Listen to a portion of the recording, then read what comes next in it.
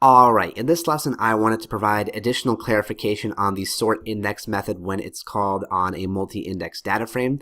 So in the past couple lessons, we simply imported our CSV and then we called this sort index method and we took a look at our result and we kind of glossed over it. So I want to provide a little bit more detail about how sort index works.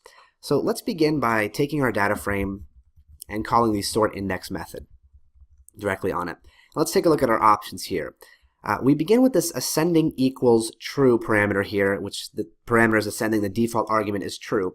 And when you give it a single Boolean, much like when you're sorting columns, what it does is apply that condition to all of its sorts. So when I do ascending equals true here, let's just type it out explicitly, what it's going to do is sort everything in ascending order, which basically means for the dates is going to be earliest to latest. So we're going to start here with the earliest date in our data set in the most outer layer, which is January 1st, 2010.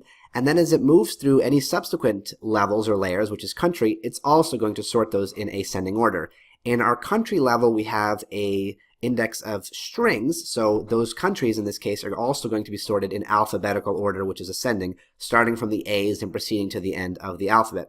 And similarly, if I provide an argument of false here, it's going to do the reverse. It's going to sort everything in descending order, one at a time. So it's going to start at the most outer layer, which is date. It's going to take the closest date in the data set, which is January 1st, 2016, and then proceed backwards in time to the oldest date. And once we move into the second level of the multi-index, which is country, it's going to sort everything in descending order, which is reverse alphabetical when it comes to strings. And this process is going to apply no matter how many levels or layers you have. If you provide a single Boolean argument to ascending, true or false, it's going to do all of those sort all of those in the exact same fashion, just one at a time, starting from the most outer, then moving inner, and so on. So if we want to alter the sort, what I recommend is passing a list of Booleans to this ascending parameter. So for example, let's say I want to sort them in a slightly different format. Let's say the date I want to be in ascending order, which basically means the oldest date to the latest date, but my countries I want in reverse alphabetical order or descending order. So we can't simply provide true or false in this case because we're going to get one of those two wrong. But if I provide a list here, I can specify what argument I want to apply to every single one of those levels. And as we get more levels, we simply provide more Boolean values to this list and we expand. In this case, I have 2, so let's put in the Boolean values here. For my date layer on the most outer section of my multi-index, I want to sort that in ascending order, so I'm going to put true. But for my country, I want to sort that in descending order, so I'm going to put false. So now when I execute this, what we're going to get is the date is going to be ascending. So as I scroll down, you can see we're starting at the oldest date, which is January 1st, 2010.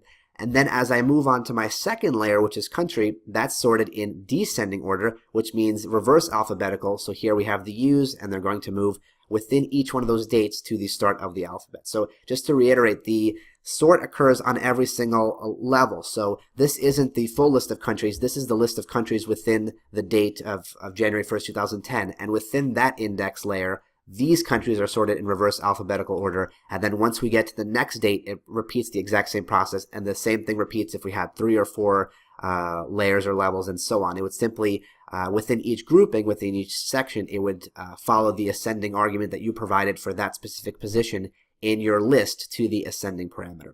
So of course this operation is not permanent until we apply the in-place argument. And once we make this true, then finally the data frame becomes permanent. And if we call the head method now, we can see compared to our old one where we started, we now have the countries flipped around in reverse alphabetical order. Now there is an additional parameter available here called level, and that allows you to specify, targeting a specific level. But I generally, again, tend to find that the easiest thing is to just simply pass an ascending argument that captures all of the columns and all of the sorts that I want to apply. I like to think of it as kind of the larger, big scale operation on the entire data frame rather than trying to focus on nitpicking a specific level or layer and targeting that one exclusively. I just prefer to pass a single list, and that clarifies how I want to sort every single thing. And I can always just kind of glance at the data frame and its levels and then glance at the ascending parameter and get a sense of how each one is currently being sorted, rather than just saying something like level equals 1, ascending equals true. So this is the approach that I generally take, and this is the sort index method on our data frame.